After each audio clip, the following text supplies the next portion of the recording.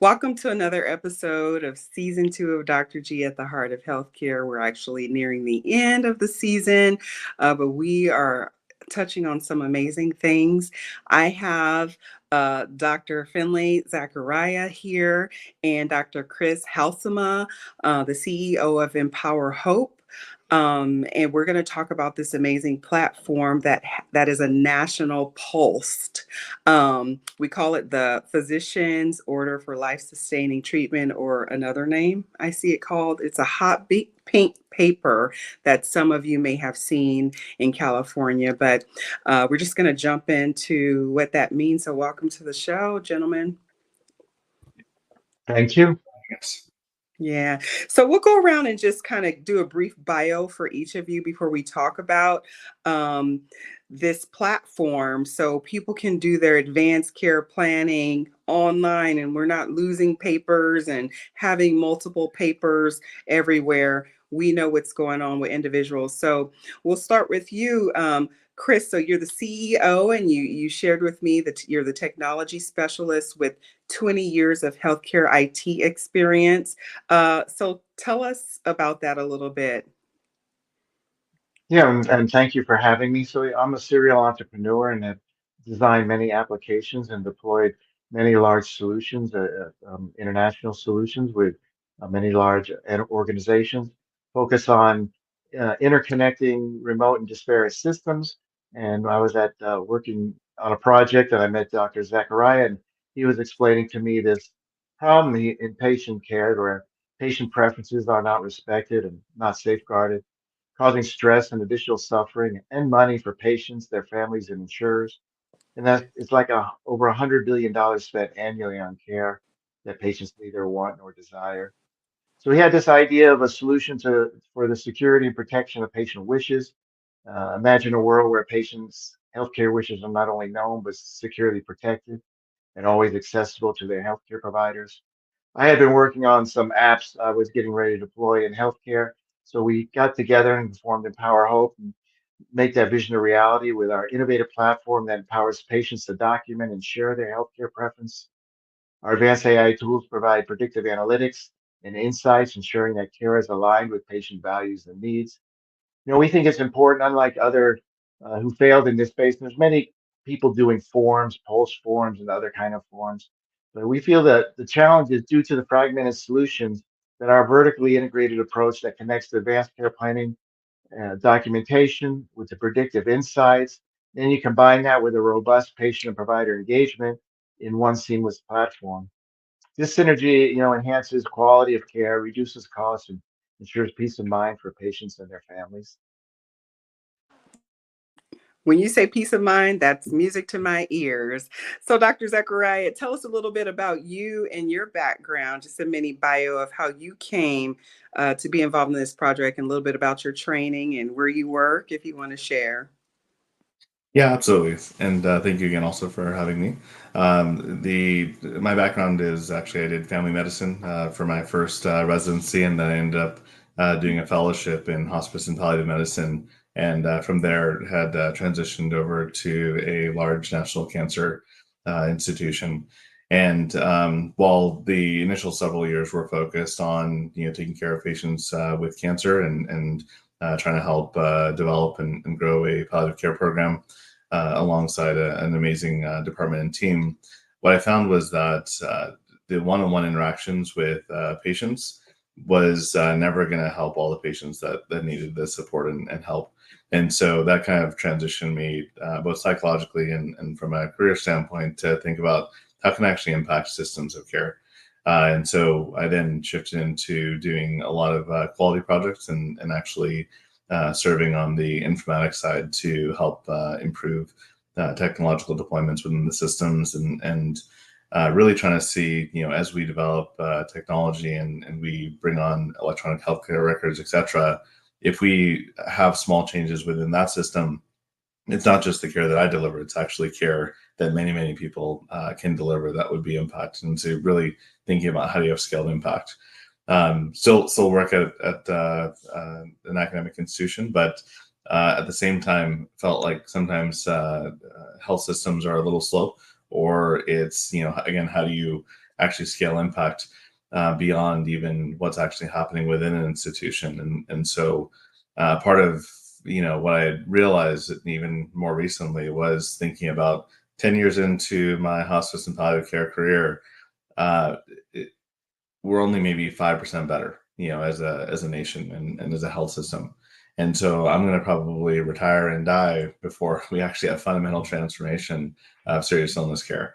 So that's really what was, one of the kind of guiding principles for talking to Chris, and we had done a lot of amazing work within the institution on different technology deployments, and I'd come to have great respect for him and his expertise to say, hey, can we do something together? Life is short. We have a lot of people who need help, and Empower Hope was our answer to try and see what we can do to change the space. I love it. And even though this is an IT platform, the name Empower Hope, it again, I love it. I always talk about educate and empower, and the season finale will be coming for the podcast where I talk about the hope of hospice care. So how did you all come up with naming this?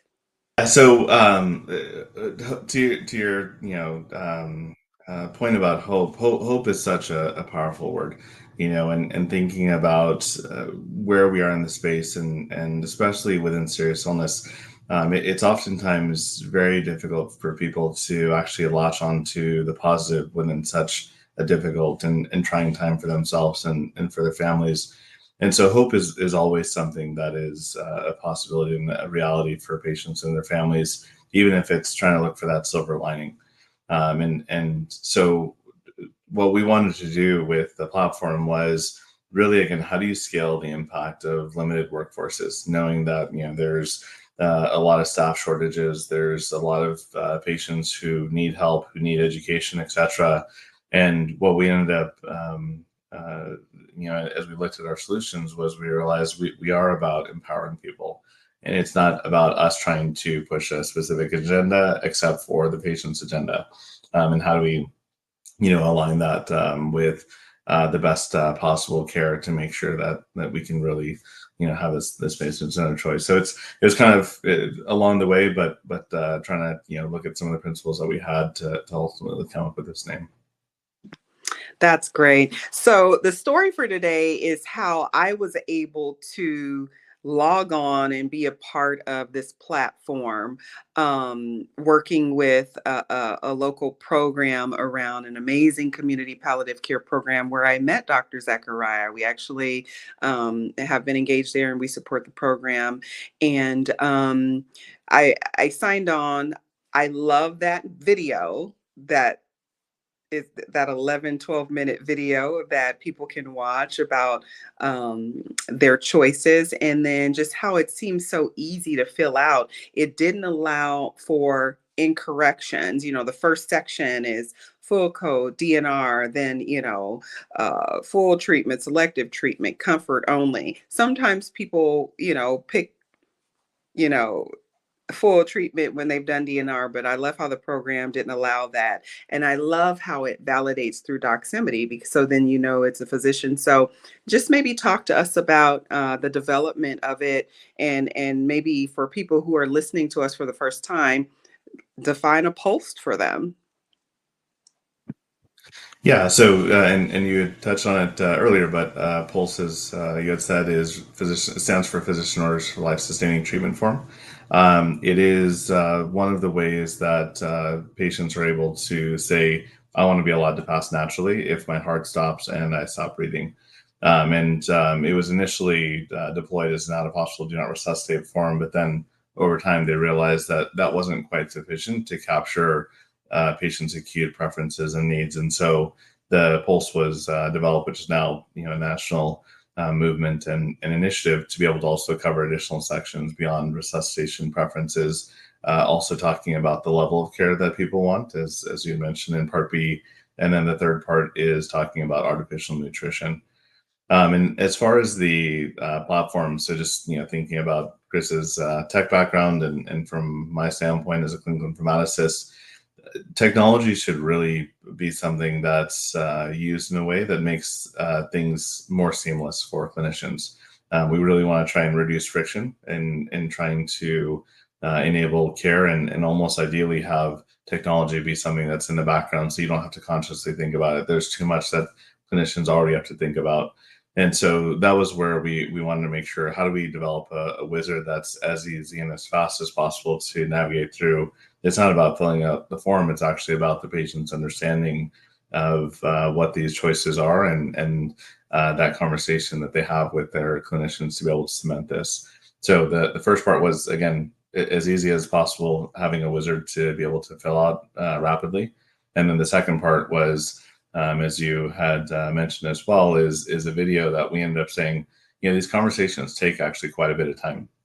And to do a good job of actually educating patients on what each section means and whatnot is actually a bit labor intensive. And if you have many patients or a high volume, even though there's no ill intent, you may actually shortchange that conversation or not necessarily share critical pieces of information because of the limits in time. Or even once you have the conversation, it might be that the family comes in to say, hey, what's this form that you filled out with my loved one, and help me understand what this is, which might then take another 10 to 15 minutes worth of time. So we had actually run tested the video with a number of patients, and we had actually partnered with a hospice who was gracious enough to have the video shown to at least 10 patients that had already completed their POLST form.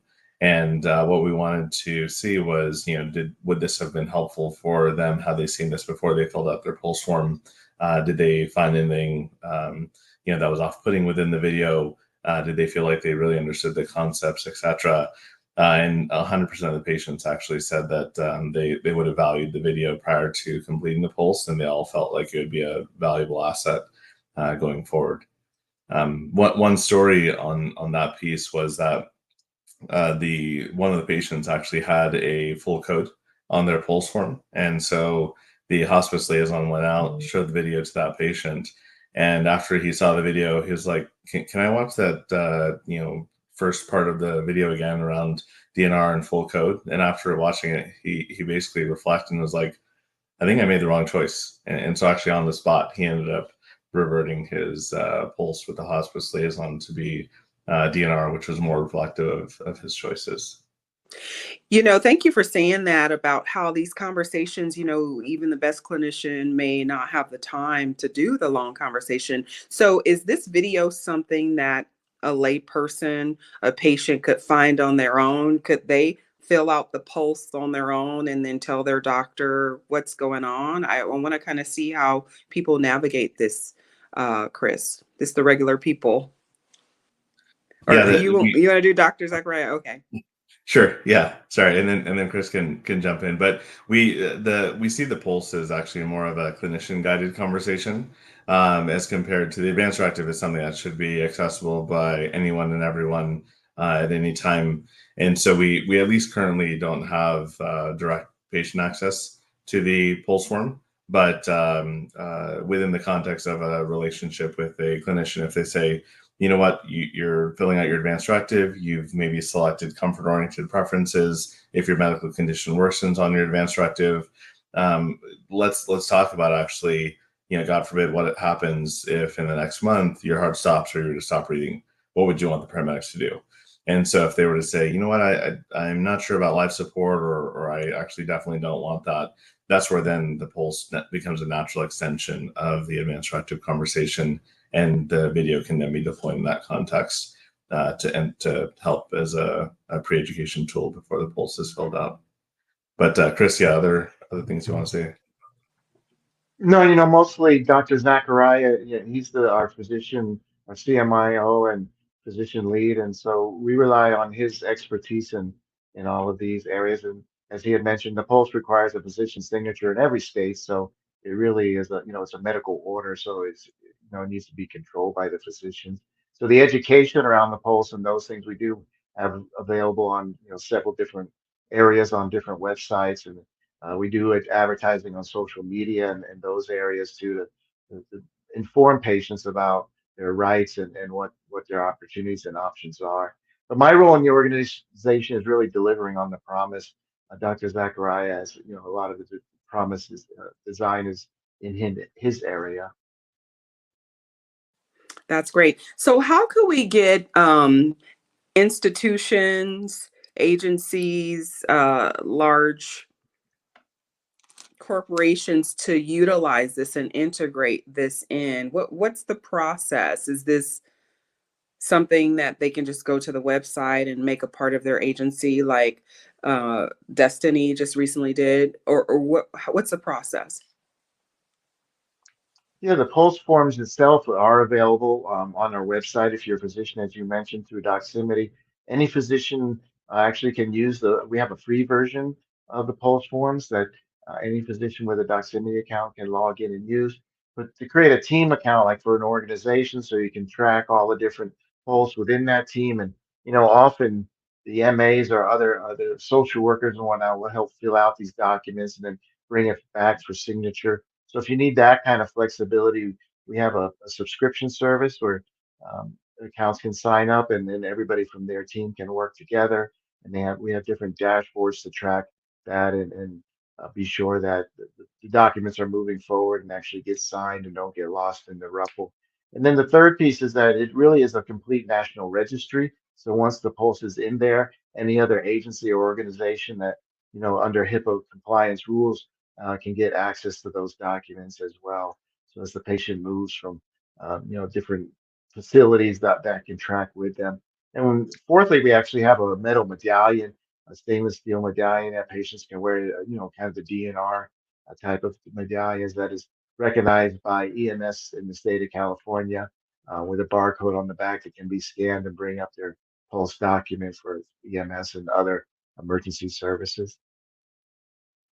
I'm glad you said that because, when I do home visits, sometimes a pulse is on the refrigerator. They encourage people to put it up there. A Mhm. hospice agency will have it in their binder so that everyone knows what's going on. How is it going to work with this electronic one? Is this something that they can still print it out, or the caregiver would have it on the app? Could you elaborate on that? Yeah, we live in a paper world, and one of the requirements or one of the approved methods from EMS is printed on the, prefer in California, they prefer the pink paper. So yes, we fully support printing in many different levels of the form in different ways. It can be emailed to the medical records department, or they can log in and print them themselves. So several different ways to do that. But again, it is available online and can be brought up online and viewed as a PDF in through the registry, and then print it again if need be. Yeah, and maybe I can elaborate on that. So, in addition to what Chris had mentioned, I didn't actually even realize this as a palliative clinician working in the space for over a decade until we started digging into this more. But EMS in California and a few states like Texas, etc., they actually authorize agencies to produce medallions, so necklaces or bracelets that have DNR on it, and that carries the same weight and authority as a pulse form. So to what you're mentioning, if you have a mobile population, if they have the pulse form on the fridge and they don't want to carry the pink paper around, or they're worried about maybe they're going alone to the beach, for example, and they're not going to carry a piece of paper with them, and their phone may not be accessible to have a digital copy, the medallion actually serves as that purpose. So Empower Hope became the fourth vendor in the state of California to actually be able to produce these medallions. And we're the first vendor actually in the state that can both create the pulse form as well as produce and issue the medallions to patients. Oh, tell me more because I don't know about these medallions. So is this something that we Google or share, please? Yeah, so it's again just a simple necklace. It's basically kind of like a dog tag, effectively. Where if you have a necklace, then it actually has our logo. It has the approved EMS language, so it says California Do Not Resuscitate. And then, as Chris had mentioned on the back, we have the patient's name, a unique ID code, and then a phone number to call us. But to make it even again, how do you make things seamless and frictionless? We also have a QR code on the back that EMS can scan to be able to immediately pull up the pulse form. So then they know, or even if somebody were to go to the hospital, for example, say they're from a nursing facility, and that we oftentimes hear about POLST getting lost in transit or lost in a mass of 100 pieces of documentation. The medallion would actually serve as that piece to be able to say, how do you actually protect these patient preferences, regardless of whether they have the paper or whether they have their phone accessible or not. Fantastic. Well, I definitely encourage listeners, caregivers, or adult children or siblings, you are becoming engaged in your senior elderly parents' care. I encourage you when you're doing your advanced care planning for them that you do things like this. Maybe you live in the city, maybe you live outside the city, but this is really something to get to get set up so that, your parents are getting the care they need. And so we're not waiting to do a pulse, you know, when they come on the hospice care. It's just we should already have that stuff done. So tidbit for that, if there's a separate link, I'll definitely put that in the show notes. But I'll let you guys have the final words on organizations integrating Empower Hope into their systems. How can they do that, or what's the best advice to nudge them to get involved and to use this platform? Yeah, maybe I can just build on the last point, and then I'll let Chris have the final word on the integration piece. But I would just echo and mirror what you said about, it's so important for patients and families to engage in advanced care planning. Anyone who's, over 18 should have an advanced directive. You should name, a medical decision maker. I think COVID really highlighted that for us as a society, but this is just as relevant if there's a car accident, if there's a surgery, if there's something else, not just for end of life care. So being able to understand who speaks for you and what your preferences are is key. And beyond that, if somebody is very clear that, what, at this time in my life, if my heart stops, if I stop breathing, I want to be allowed to pass naturally, recognizing that the pulse form is the way that that's honored. If somebody doesn't have a pulse form, then EMS by law has to resuscitate them, unless the local county codes were to say otherwise. But effectively, the mandate is resuscitate if there's nothing else that's there. So that pulse is so critical. And I've had one patient, even early stage cancer, who had multiple life experiences, and he had actually been in healthcare himself and said, you know what, I've actually performed CPR so much. I've seen what happens and what doesn't happen with it. I personally never want to undergo that. And so even though he was early stage cancer, even though he was pursuing cancer therapies, we actually filled out a pulse for him, and he carried it with him his entire cancer journey. So, but Chris, yeah, I'll turn to you for the integration piece. Go ahead and unmute. Thank you. So I would just go ahead, say that, our suite of we've spoken a lot about the POLST form today, which is, a physician order for life-sustaining treatment. As you had indicated, it's really most valuable in the last 90 to 180 days of life, or when you're, have a very serious illness and things can happen. So, it's most important to really think about the whole suite of advanced care planning. As you said, people should think about this earlier, not when they're desperate and not of clear mind or conscience. They should start planning ahead. So, our suite of products includes the Pulse, but is all around advanced directives and the education of advanced care planning, and really it's the security and protection of patient wishes. Integrating into their EMRs and different applications is available and possible with different links and integrations that we have. But today, it's heavily still a paper world, as you indicated, with the pink papers on the refrigerator. So we think this is a major leap forward to both integrate paper, allow for paper. You can scan POLST documents that you already have from patients if you want to in our registry and trackable that way. And so we really look forward to more people engaging with the platform in those advanced care planning and really protecting and securing patient wishes. Awesome. Well, you are in empowering hope with this platform. And so thank you for being here.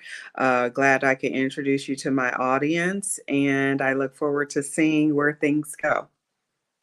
Thank you. Have a great weekend. Thanks so much. All right. Peace, everyone. Signing out.